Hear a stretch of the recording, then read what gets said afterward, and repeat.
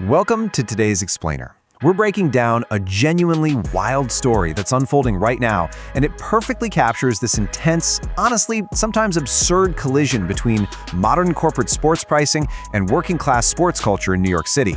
We're going to look at how a massive, highly commercialized global tournament is actually forcing local politicians to get incredibly creative just to ensure their own residents aren't entirely locked out of the action. All right, let's dive right into this.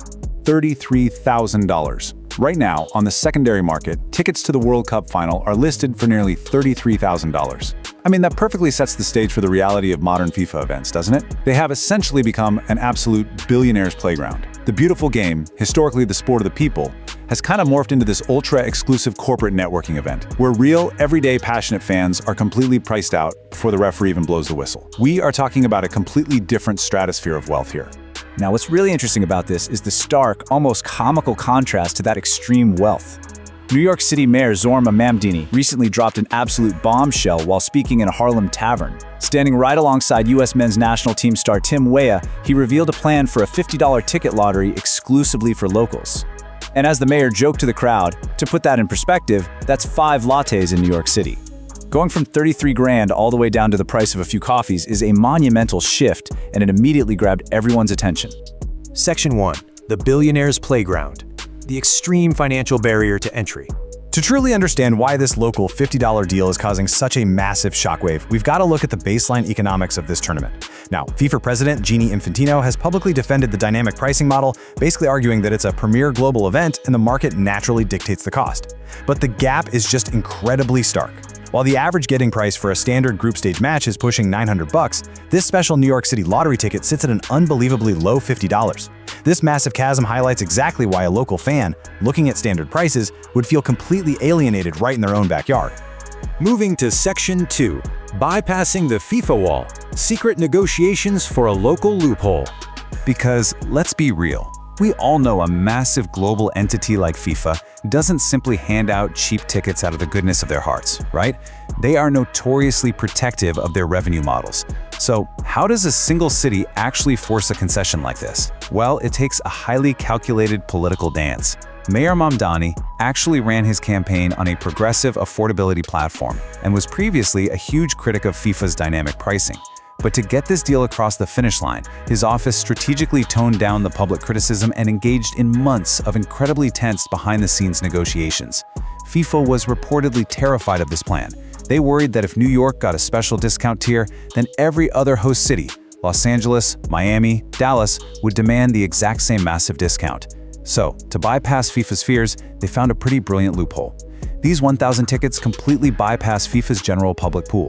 Instead, they were carved directly out of the local New York and New Jersey host committee's personal allocation. And this brilliantly illustrates what you actually get for $50 at MetLife Stadium.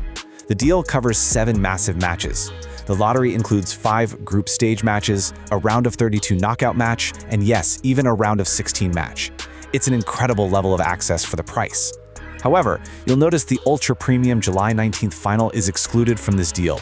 Those are the seats currently trading for the price of a luxury car.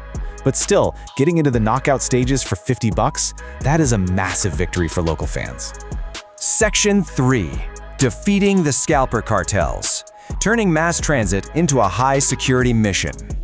1,800%. That one number completely explains why organizers were so terrified. Because the immediate, obvious problem with creating a highly valuable, artificially cheap asset is that you paint a massive target right on its back. If you release a ticket worth roughly $900 on the open market for just $50, automated bots and secondary market scalping cartels are going to swarm it like vultures. They could win the lottery and instantly flip that $50 ticket on StubHub for a massive 1,800% profit. To stop the internet's secondary market from completely ruining this initiative, the city literally had to treat these soccer tickets like high-security clearance items. First up, they had to establish an incredibly strict and competitive timeline for the general public. The barrier to entry starts right here. The lottery officially opens on May 25th at 10 a.m., and it's a very tight window, closing just 5 days later, on May 30th. Winners are then notified by June 3rd, and to further manage the anticipated absolute chaos of this, entries are strictly capped at 50,000 per day across those 6 days. But wait, winning the lottery is literally only the first hurdle. If your name is drawn, you don't just get a convenient digital code sent to your phone. To stop scalpers from outside the city, winners are subject to extremely heavy verification requirements. You have to prove, definitively, that you actually reside within the 5 boroughs of New York City. We're talking about mandatory presentations of official IDs, pay stubs, rental or mortgage agreements, or recent utility bills. So, the crucial point is how they actually ensure the verified local sits in the stadium seat. They built what is basically an unprecedented anti-scalper pipeline. After you verify your 5-borough residency, you must arrive in person at a designated NYC bus terminal on the exact day of the match. You present your ID while physically boarding a mandated free round-trip bus. Only then, as you are stepping onto the bus, are you handed a physical, completely non-transferable ticket by an escort. If you aren't on that specific bus, your ticket is instantly voided. You literally never physically touch the ticket until you are locked into their transit pipeline. It is an absolutely wild logistical fortress, just to go watch a soccer game. Section 4. Rebellion or publicity stunt. The political and cultural clash. Anytime you have an initiative that's this highly publicized and highly controlled, it's going to generate fierce debate. Unsurprisingly, while immigrant soccer hubs across the city are thrilled, the broader political reaction is sharply divided. Councilman Yusuf Salam captured the supporting cultural sentiment perfectly when he said, "This is the moment to make sure that everybody is included, that everybody is lifted up." The core argument here is that historically, global football is a working-class sport. The immigrant neighborhoods of New York City are the absolute lifeblood of soccer passion in America. So this lottery is seen as reclaiming that traditional community culture from an overly commercialized, highly sanitized American sports model. So we've really got 2 distinct narratives going head-to-head here. On one side, the progressive platform frames this as a vital cultural rebellion, a necessary win for the local, working-class fans who actually paint the city in their team's colors but could never afford to actually look through the stadium gates. On the other hand, a conservative critique logically labels this a classic publicity stunt. Critics point out that offering exactly 1,000 tickets in a massive city of over 8 million people is a statistical drop in the bucket. They argue it's a merely symbolic gesture that does absolutely nothing to solve the very severe economic pressures everyday New Yorkers are facing with skyrocketing housing and grocery costs. Finally, Section 5, the Mega Event Playbook. Will this change the future of sports? Because the impact of this 1,000-ticket lottery is already rippling way beyond the borders of New York City. Sports analysts around the world are watching this incredibly closely. We might actually be witnessing the live beta test of a brand new concept, the local resident transit pipeline. This is a closed-loop ticketing and transportation system that guarantees community access while entirely defeating secondary market scalping. If New York pulls this off, if the buses run smoothly and the local fans pack the stadium with authentic energy, it totally challenges the old model where host cities just absorb the awful traffic and tax burdens while the actual residents are left out in the cold.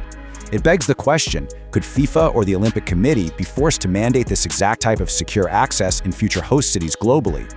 Which leaves us with the ultimate question. Is this transit pipeline the new blueprint for how host cities handle mega events? Or is it just a 1,000-ticket drop in the ocean? It is an absolutely fascinating mix of urban logistics, sports economics, and fierce local pride. Whether you're a New Yorker gearing up to enter this historic lottery, or you're watching from another host city wondering if your own leaders should fight for the exact same deal, the implications here are massive. Thank you so much for joining me for this explainer. Keep questioning the system, and we'll catch you next time.